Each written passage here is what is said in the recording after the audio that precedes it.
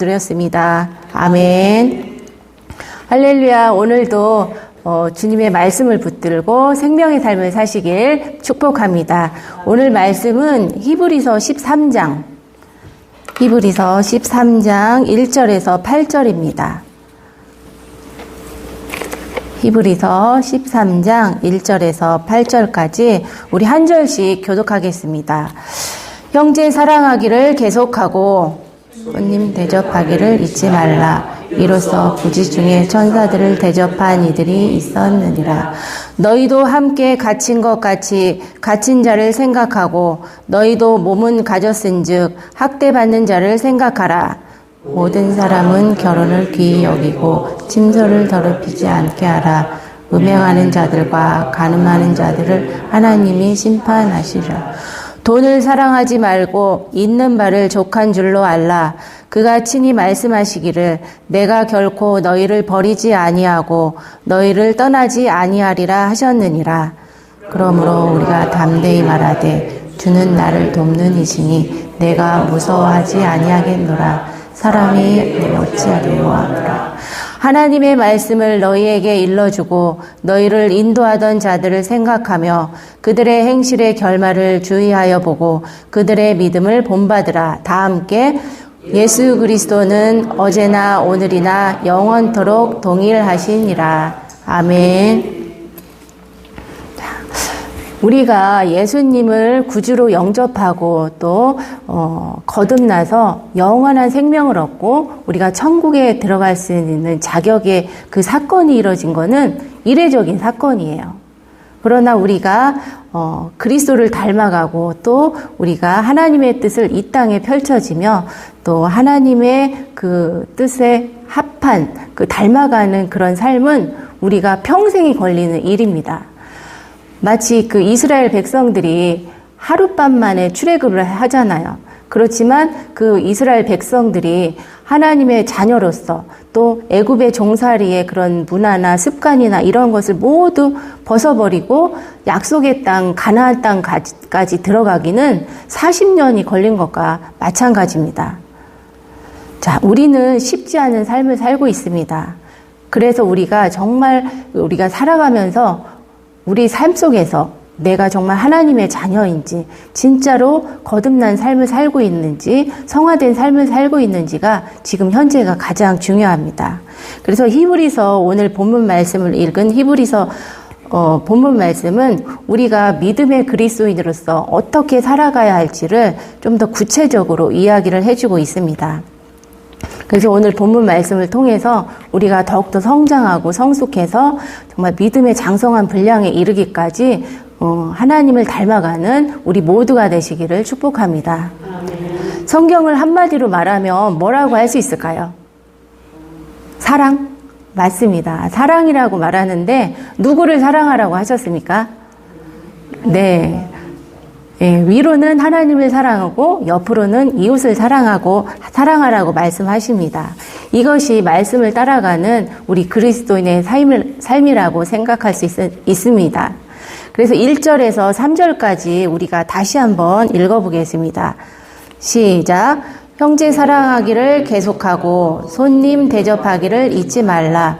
이로써 부지 중에 천사들을 대접한 이들이 있었느니라. 너희도 함께 갇힌 것 같이 갇힌 자를 생각하고 너희도 몸은 가졌은즉 학대받는 자를 생각하라. 자, 형제 사랑하기를 계속하라고 하셨습니다. 자, 옆에 뒤에 앉으신 분을 보시기 바랍니다. 남이죠, 남. 남인데 우리가 하나님의 자녀가 됐어요. 그러면 우리는 하나님의 양자가 됐잖아요. 그러면 아버지가 한 아버지잖아요. 그럼 우리는 같은 형제 자매라는 거예요. 그래서 우리는 서로 사랑하라고. 우리 집안에 자녀들이 다 있잖아요. 이 자녀들이 몇 안 되는 자녀들이 서로 지지고 볶고 싸우면 가슴이 얼마나 아픕니까?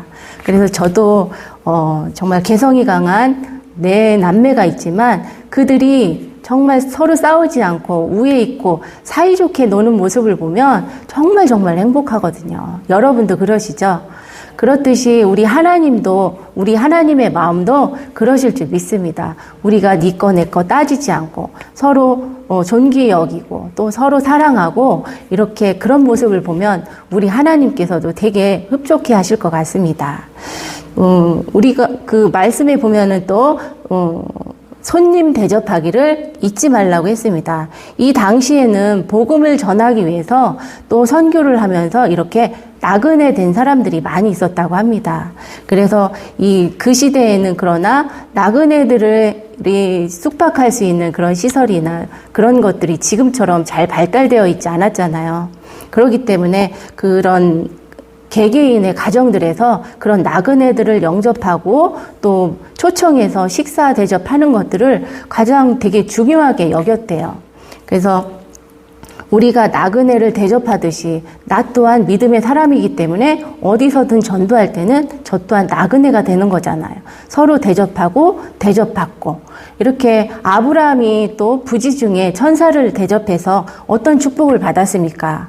이렇게 하나님께서는 후히 대접하고 또 후히 그런 모든 행동들을 하나님께서는 다 기억하시고 축복하신다는 것입니다.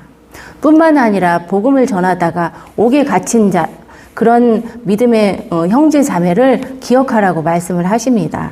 나는 감옥 밖에 있고 또 자유로운 몸이라 할지라도 내 형제 자매가 믿음을 지키기 위해서 고난과 핍박을 받았던 그 모습을 그런 힘겨웠던 그런 것을 모두 기억하라고 오늘 본문 말씀을 하세요. 그래서 사실 지금 시대에는 손님을 초청하고 몇 날 며칠을 묵게 하고 또 음식을 대접하는 이런 문화가 서서히 없어지고 있잖아요.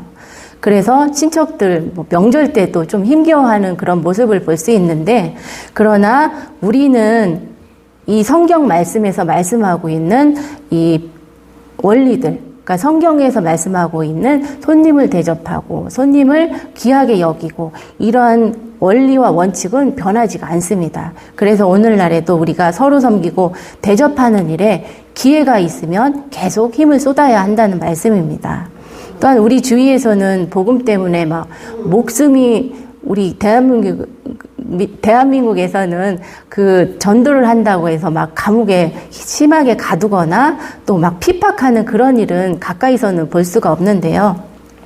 그렇지만 우리가 섬이나 이런 예수님의 복음이 잘 전하지 않는 그런 오지나 그리고 세계 선교회 그런 선교사님들이 있잖아요.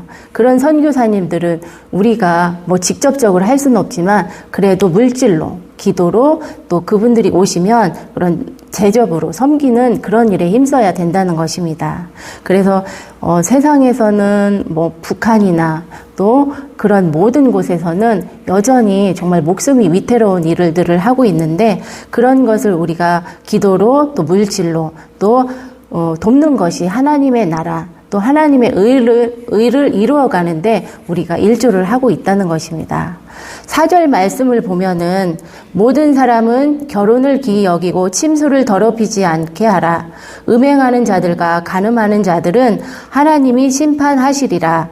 사람들에게는 보이지 않아도요, 하나님은 다 보고 계신다는 그런 말씀이에요. 그래서 요즘에는 곳곳에 CCTV라는 게 있잖아요. 이런 걸로 인해서 뭐 어떠한 범죄들이나 이런 잘못된 것들을 잘 잡아내고 있는데, 이것보다 더 무서운 것이 무엇이냐면 하나님의 불꽃 같은 눈동자입니다. 우리 주님은 어디서나 우리를 다 지켜보고 계세요. 그래서 사람의 눈은 속이고 사람은 잘 모를지라도 우리 하나님의 눈은 절대 못 속입니다.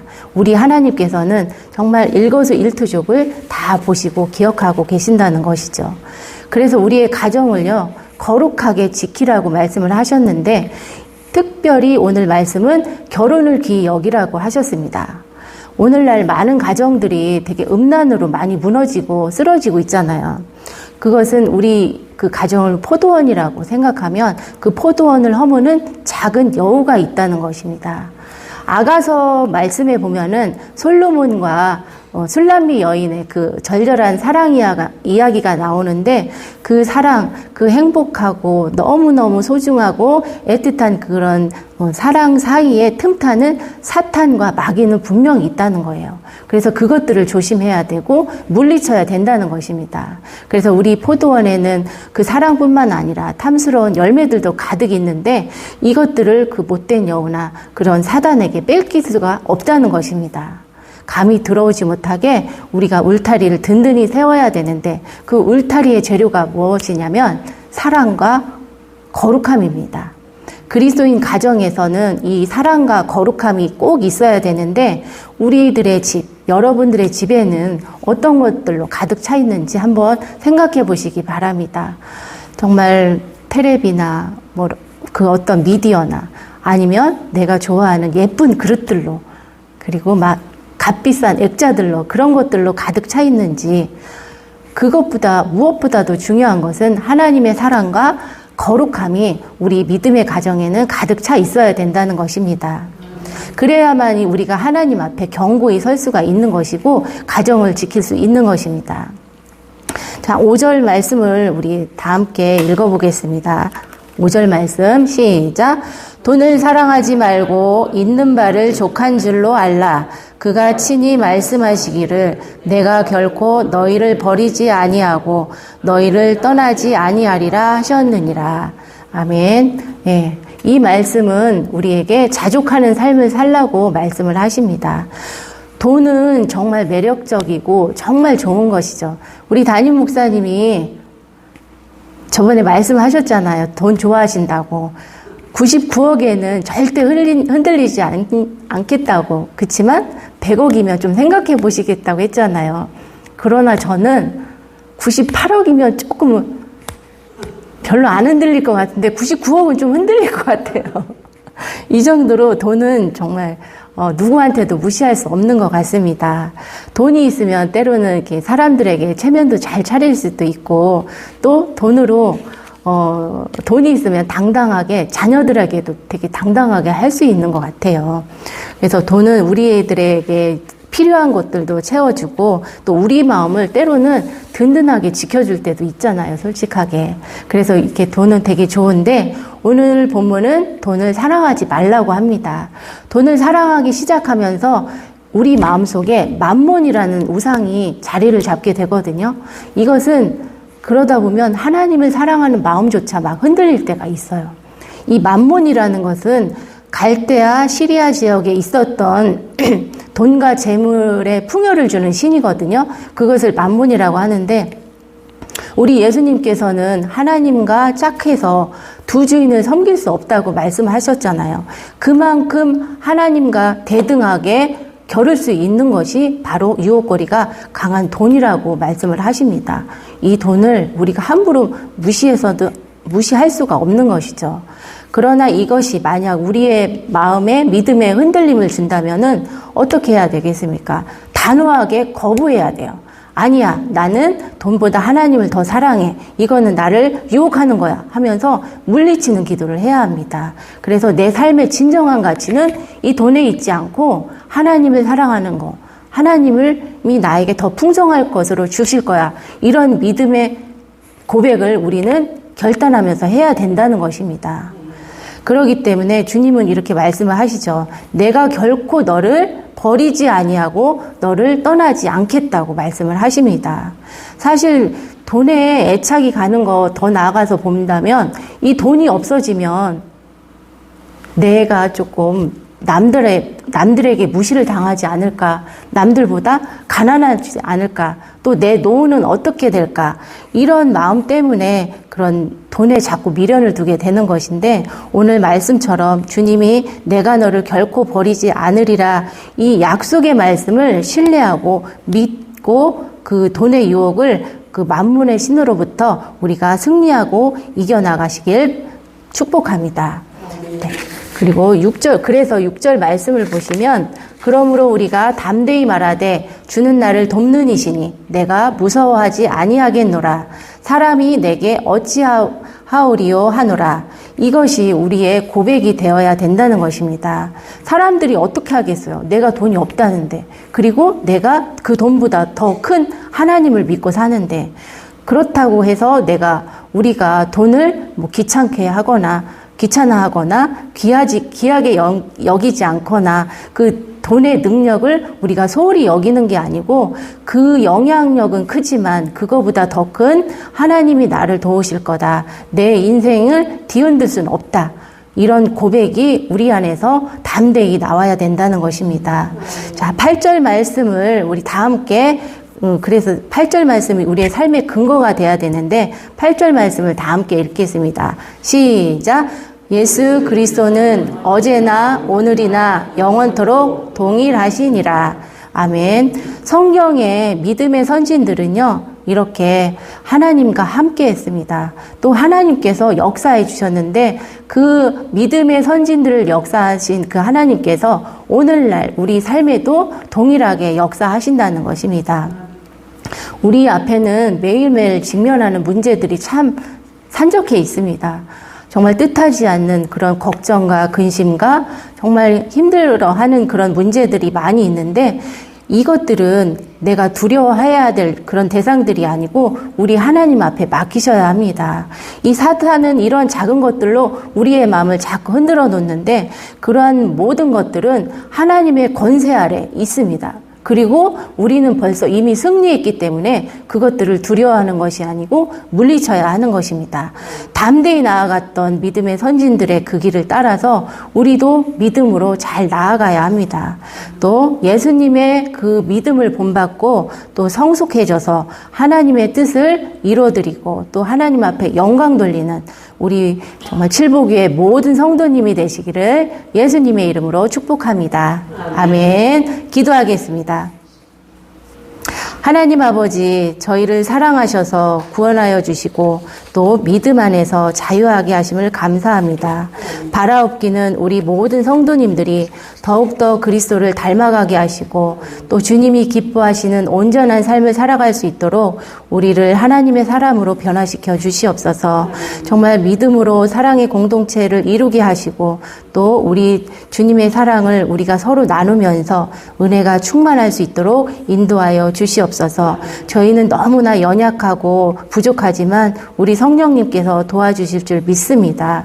또 미움과 시기와 체면과 다툼이 내 안에서 사라지게 도와주시고 우리가 온전해져서 우리 아버지의 마음을 시원케 해드리는 우리 모두가 되게 하여 주시옵소서. 특별히 육신의 아픔으로 인해서 고통 가운데 있는 우리 지체들이 있습니다. 우리 하나님 불쌍히 여겨주시고 회복의 은혜를 우리 하나님 허락하여 주시옵소서. 또 간절히 기도하는 우리의 소리를 들어주시고 거룩한 치유의 손으로 함께하여 주시옵소서. 감사드리오며 예수님의 이름으로 기도드렸습니다. 아멘.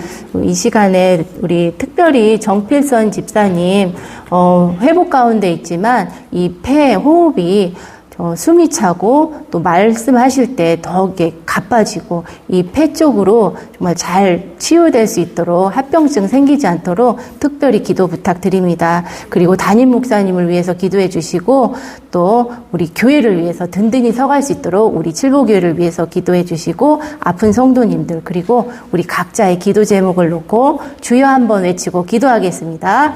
주여 할렐루야. 하나님 함께 하심을 감사합니다. 아버지